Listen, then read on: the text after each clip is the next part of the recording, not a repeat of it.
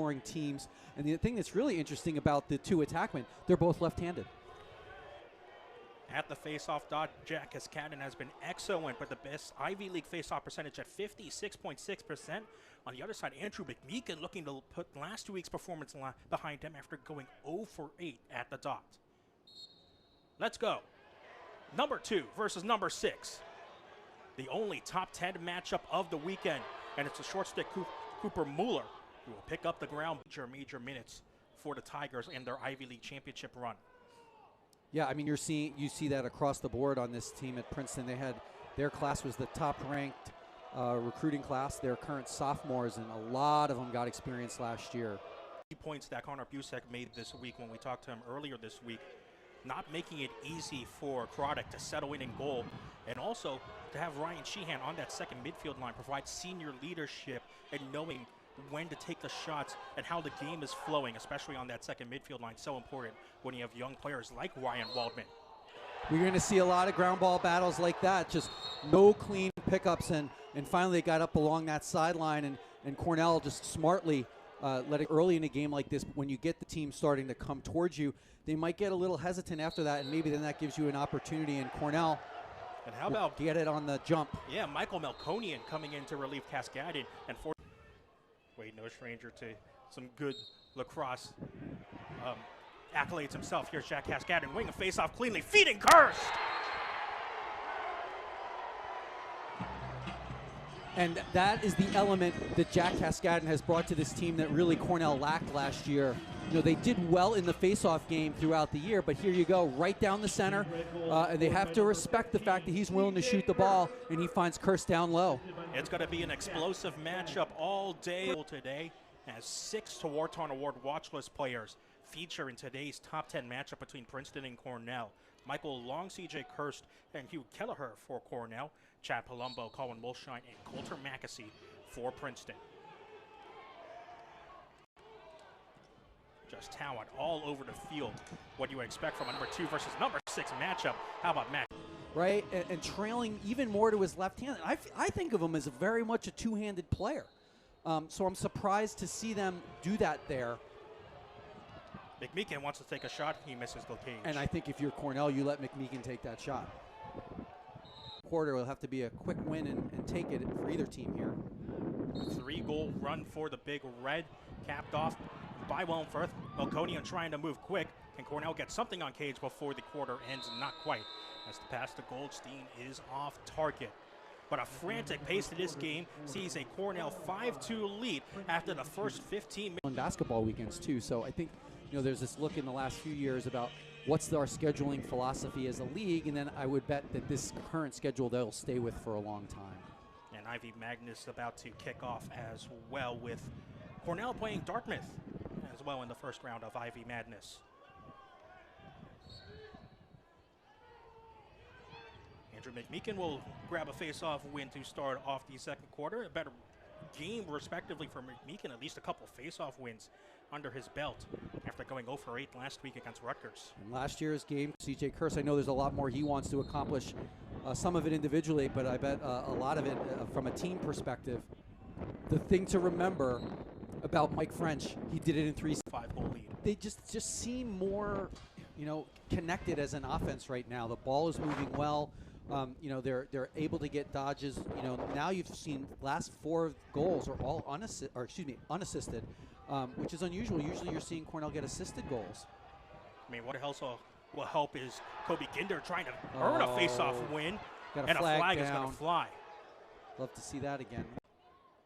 And we've seen Cornell, the goals they've given up when man down have been down low, similar spot, and that's a hold. But a face-off win nonetheless, I thought. Yeah, but a face-off win for Mcmeekin still. Such an important battle to do so much against Coulter Mackesy. Only behind Kirst for career goals amongst active Division I players. As Cascadden once again battling in the face-off dot against Koby Ginder, this time for Princeton. And Ginder is the one who picks up the ground ball. But a huge check from Michael Long, almost forcing a turnover again. As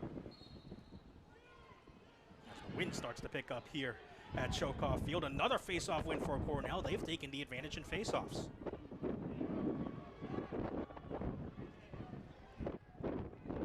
Three-goal run from Princeton that's still on goal. Four-goal run. Four-goal run, excuse me. It's back to a one-goal game, and how badly did Cornell need that face-off win? It's the young freshman, Melkonian, fresh the Cornell coaching staff in the fall to earn a spot on that second midfield line. Another face-off win, though, for the Tigers, as Mcmeekin is starting out on 11 attempts, and 5 of those goals have been scored by Willem Firth. And now we'll finally get the first face-off of the second half. It's won by Andrew Mcmeekin, and now it's a 10-8 advantage for the Princeton Tigers in the face-off dot, and Mcmeekin's now 8 of 14 at the dot. Can't take this face-off because of his previous violation. Koby Ginder, number 99 in black, is the one who takes the face-off. This ball still on the turf. Walker Schwartz escapes with the ball. And quickly gets it into CJ Kerr's stick. That's a Both teams have traded goals to open up the third quarter. We're still at a 2-goal advantage for Cornell, as we're about halfway through the third quarter here at Chokoff Field. Christian Guzman here alongside Tom LaFalce as Andrew Mcmeekin and Jack Cascadden continue to battle, and it's the 6'7" body of Walker Wallace who picks up the face-off. Yeah, that helps in that Back to a 3-goal lead for Cornell. And we'll do battle again between Cascadden and Mcmeekin. They called him for a jump. They called it on Cascadden, his first violation of the half. You know, opposite stick side, top corner. Under a minute to go here in this third quarter, and we keep going back and forth and back and forth. No one has seized another run, jump. And that is Mcmeekin's second of the half.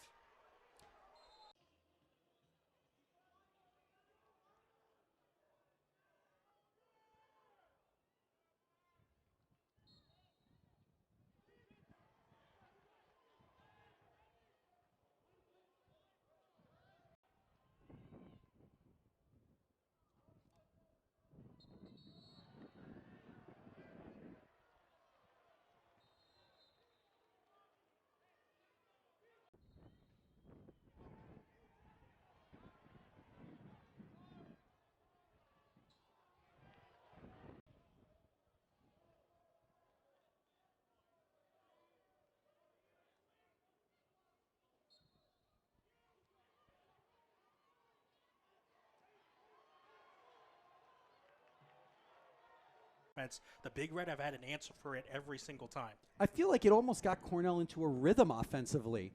You know, there were some drop balls early in the first half, but they seem much more dialed in here in the second. And Jack Cascadden wins another faceoff. He wants to go to goal, and his stick was checked from behind. Goldstein there first. Still on a shot, though, so Cornell will maintain possession. It's a good opportunity. That's the type of shot I want to see him taking, coming right down the middle. And you talk about good heads-up play by Princeton to trail check it. Well, you talk about an impressive Cornell showing here. Yes, with 1 minute left, it is a 5-goal Cornell lead. As Cascadden gets a little bit tripped up, Mcmeekin will win a faceoff. As the faceoff battle now is 17-12. A great day for Jack Cascadden and Michael Melkonian. Mackesy trying to find a skip pass, and this shot is over the bar. He got a piece.